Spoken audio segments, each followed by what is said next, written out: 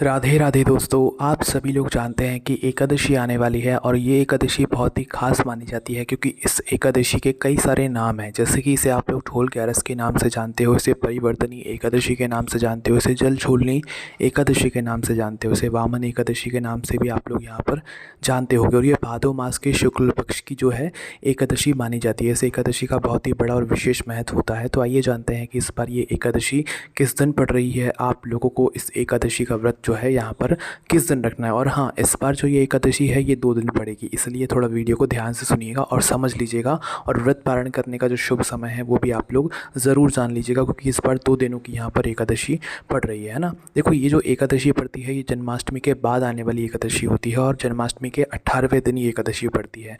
इस दिन माता यशोदा जो है वो लड्डू गोपाल जी का यहाँ पर जल पूजन करती हैं, जिसे सूरज पूजन के नाम से भी यहाँ पर आप लोग कह सकते हो। और मतलब हमारी भाषा में कहो तो डस्टोन जो है इसे पूजा भी कहा जाता है एक तरीके से। तो वो इसी दिन यहाँ पर किया जाता है, ठीक है। और दोस्तों, इस एकादशी का नाम परिवर्तनी एकादशी इस वजह से है क्योंकि इस दिन भगवान विष्णु जी करवट बदलते हैं, क्योंकि वो 4 महीने की योग निद्रा की वजह से सोए हुए हैं। तो भाई इसी दिन जो है वो अपनी करवट बदलते हैं, ठीक है। इस वजह से जो है इस एकादशी को परिवर्तनी एकादशी भी यहाँ पर कहा जाता है। आइए जानते हैं कि इस बार ये एकादशी तिथि कब से शुरू हो रही है और कब समाप्त होगी और आपको इसका व्रत कब रखना है।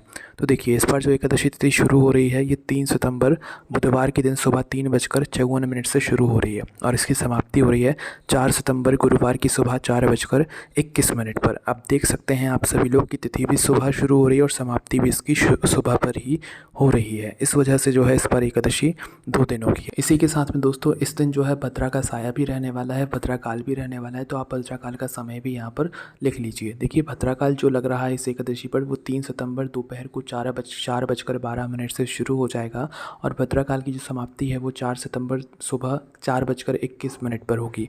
और इस बार की जो ये भद्रा है जो कि एकादशी के दिन लग रही है ये पाताल लोक में रहेगी, इसलिए ये पृथ्वी पर अशुभ नहीं मानी जाएगी। आप इस बीच में शुभ कार्य कर सकते हैं, ठीक है। इसके बाद में दोस्तों, जो ज़्यादातर एकादशी का व्रत रखेंगे वो 3 सितंबर के दिन ही रखेंगे, पर कुछ लोग ऐसे भी हैं जो कि इस बार एकादशी का व्रत 4 सितंबर को रखेंगे। मतलब जो हमारी ढोल ग्यारस है या जो हमारी परिवर्तनी एकादशी है, ये जलझूलनी एकादशी है, इसका व्रत इस बार 2 दिन रखा जाएगा, 3 सितंबर और 4 सितंबर को, ठीक है। ज़्यादातर लोग जो मतलब एकादशी मानेंगे इस बार वो 3 सितंबर की मानेंगे, पर कुछ लोग इसमें ऐसे भी रहेंगे जो कि 4 सितंबर की यहाँ पर इस एकादशी का व्रत यहाँ पर रखेंगे, है ना। तो हम आपको पहले द्वादशी तिथि कब से लेकर कब तक लग रही है और इसके बाद में हम आपको बताएंगे कि 3 सितंबर के दिन रखने वाले व्रत वालों के लिए उनको अपने व्रत का पारण कब करना है और 4 सितंबर को जो लोग इस एकादशी का व्रत रखेंगे उनको अपने व्रत का पारण कब करना है ना।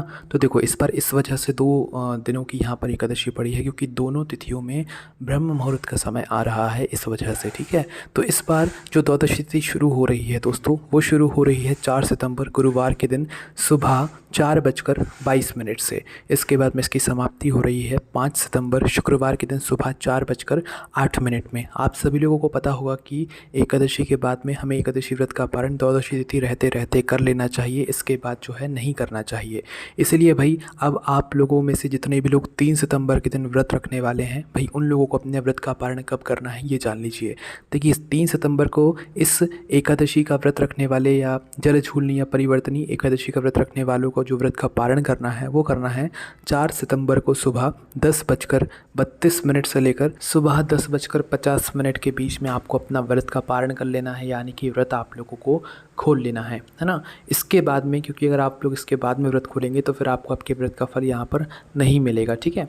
इसके बाद में दोस्तों, अगर आप लोग किसी कारण से 4 सितंबर के दिन सुबह 10:32 से लेकर सुबह 10:50 के बीच में अगर अपने व्रत का पारण ना कर पाएँ तो दोपहर में एक और शुभ मुहूर्त है। दोपहर को 1:36 से लेकर शाम को 4:07 के बीच का जो समय होगा, आप इस समय में भी अपने व्रत को खोल सकते हैं, जिन लोगों ने 3 सितंबर के दिन इस एकादशी का यहाँ पर व्रत रखा हुआ होगा, ठीक है। इसके बाद में अब हम बात करते हैं जिन लोगों ने 4 सितंबर के दिन इस एकादशी का व्रत रखा होगा उनको अपने व्रत का पारण कब करना है।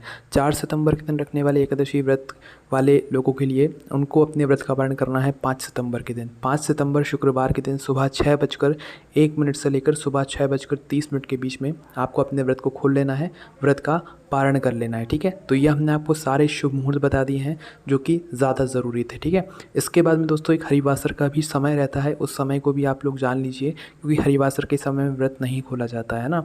तो हरिवासर का समय है दोस्तों यहाँ पर 4 सितंबर को गुरुवार सुबह 4:22 से लेकर सुबह 10:30 के बीच का जो समय रहेगा, ये पूरा हरिवासर का समय रहेगा और इस बीच में व्रत नहीं खोला जाता है।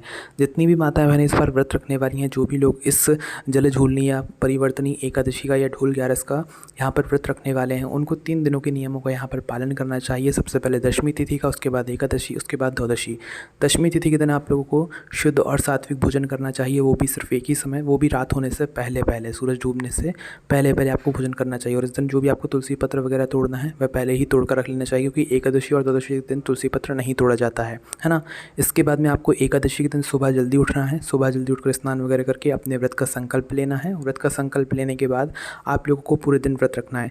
इस व्रत में भी आप लोग जैसे नॉर्मल व्रत रखते हैं वैसे ही ये वाला व्रत रखते हैं, बस ये जो एकादशी होती है ये बहुत ही विशेष और ख़ास मानी जाती है ना। तो इसमें भी आप फलहार वगैरह, फल खाकर, पानी पीकर व्रत रख सकते हैं। बाकी आप जैसे व्रत रखते हैं आप उस व्रत को वैसे यहाँ पर कर सकते हैं, ठीक है। पूरे दिन व्रत रहने के बाद आप लोग जो है शाम को भगवान विष्णु जी और माता लक्ष्मी जी की विशेष पूजन आराधना कीजिएगा।